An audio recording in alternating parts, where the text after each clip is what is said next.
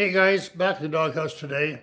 Today I want to make up a little video of how I painted my truck with flat black paint. I've seen a lot of videos on YouTube with Rust-Oleum. Rust-Oleum you can only get in the US. You can't get it here in Canada. You can in the little rattle cans, but you can't get it in gallon cans. You can't get it in quart cans. So anybody that wants to paint their truck or car in flat black has to find some other way of doing it. And what I've done, I found flat black primer and flat black paint. The flat black paint is trim clad flat black paint from Canadian Tire. The flat black primer I got from Benson's Auto Parts, and their primer is fantastic. It's a very slow drying. It's a high build, very high build primer, but I love it. It's really thick. It really gives a really good protection. But anyway, I'm going to show you how I do it for the people that can't get a hold of Rust-Oleum. So bear with me, and I'll do the best I can to show you what I've done. So what I've got here is my Rust-Oleum rust paint, flat black, and it's just your standard rust paint, and I think it's going to work good. I've got myself a mixing container here, plus I've got the mixing stick. And what I'm going to do, what I do is I mix this stuff about 30% thinner. I don't add anything to it. I don't put hardener in it.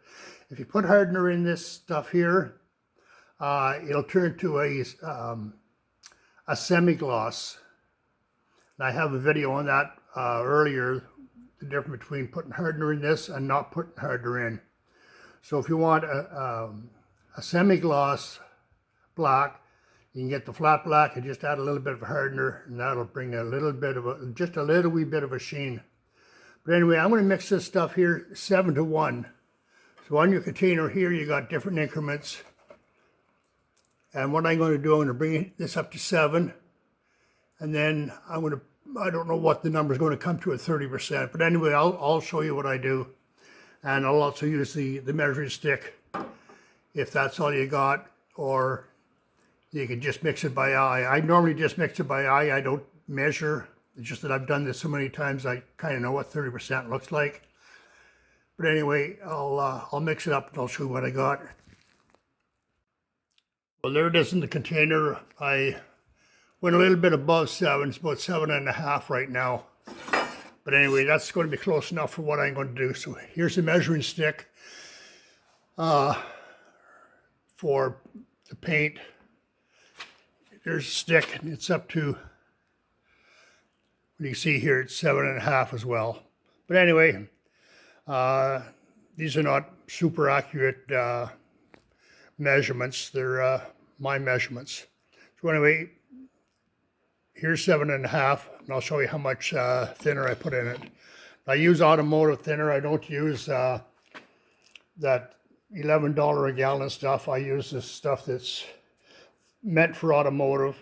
It's like $60 a gallon, or no, I'm sorry, 40 gallons, $40 a gallon. But anyway, I use it because it dries quicker. That other stuff, that household stuff that you get at Canadian Tire or Home Hardware or whatever, I just don't like that stuff. But anyway, I'll put in the thinner and I'll show you what I got. Okay, I put my thinner in, and you can see I'm at 9.5. I didn't measure this. I just poured it in by eye, and this is where I figure it's by eye.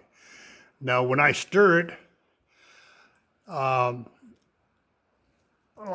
kind of show you here what I like to do.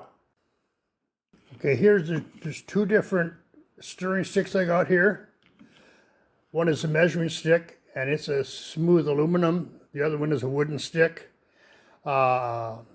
It doesn't matter which one you use, but what I've been using on this particular job is a wooden stick. And when I stir it up, and then I hold it up like this, and you have the paint running off, and then you have droplets. I like to get somewhere around 13 to 16 droplets. You can see the droplets coming off there. So when I stir it all up,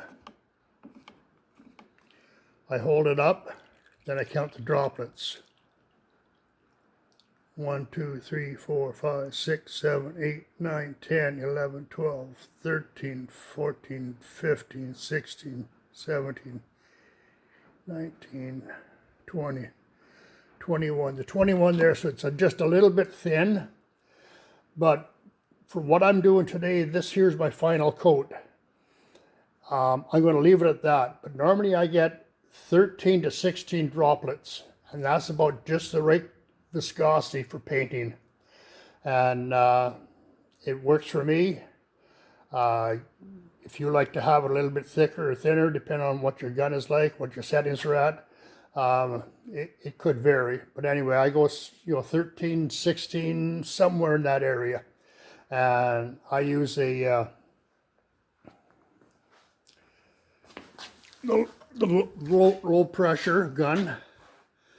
I like this kind of a gun here because you can, spray upside down, this sort of stuff.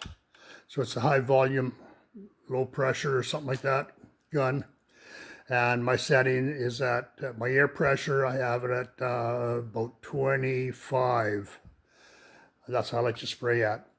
So anyway, I'll show you what the end result is after I spray a fender or the box side or anything. But anyway, that's my formula for mixing up the Rust-Oleum paint, not Rust-Oleum paint, but the trim clad paint. So anyway, hang tight. I'll spray some stuff and show you what the end result is. Oh, one other thing, when you're filling your container with your mixed up paint, you have to use a strainer. If you don't use a strainer, you're going to get crap in your gun. It's going to go in your nozzle, it's going to plug it up. You're going to have to tear your whole gun apart, clean it all, and this sort of stuff. For a couple extra cents, buy the proper strainer, strain your paint. That way you're going to be trouble free. So anyway, here we go.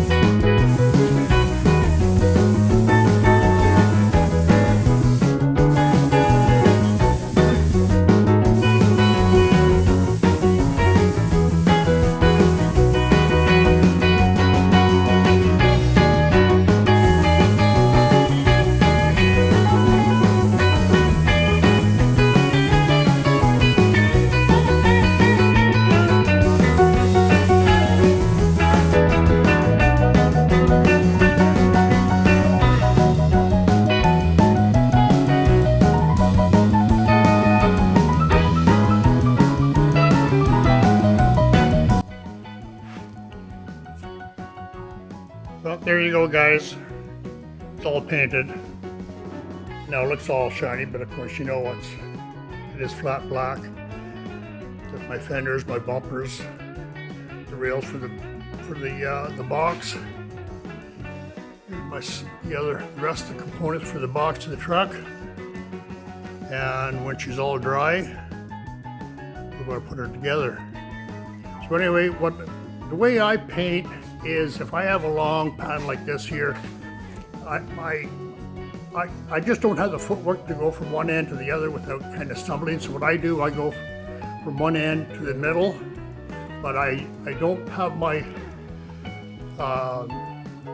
laps stopping right exactly there.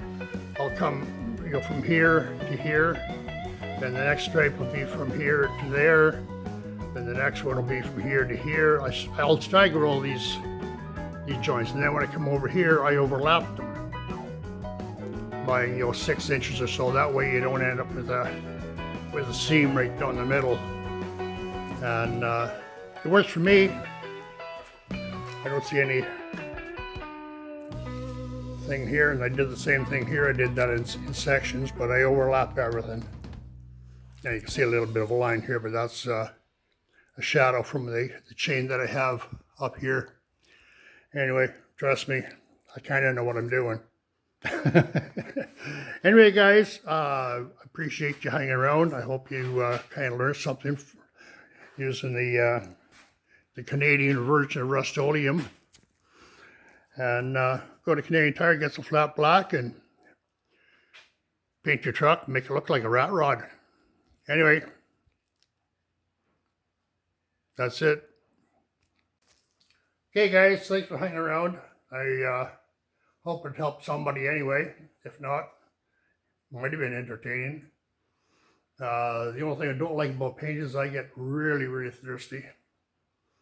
And I guess because I don't know why. I just breathe heavy when I'm painting. Maybe I get excited. Who knows? But anyway, thanks for hanging around, guys. Stick around for the next one. It's going to be even more fun. Bye now. Now get up to the garage and have some fun. Trust me, it is fun. Bye.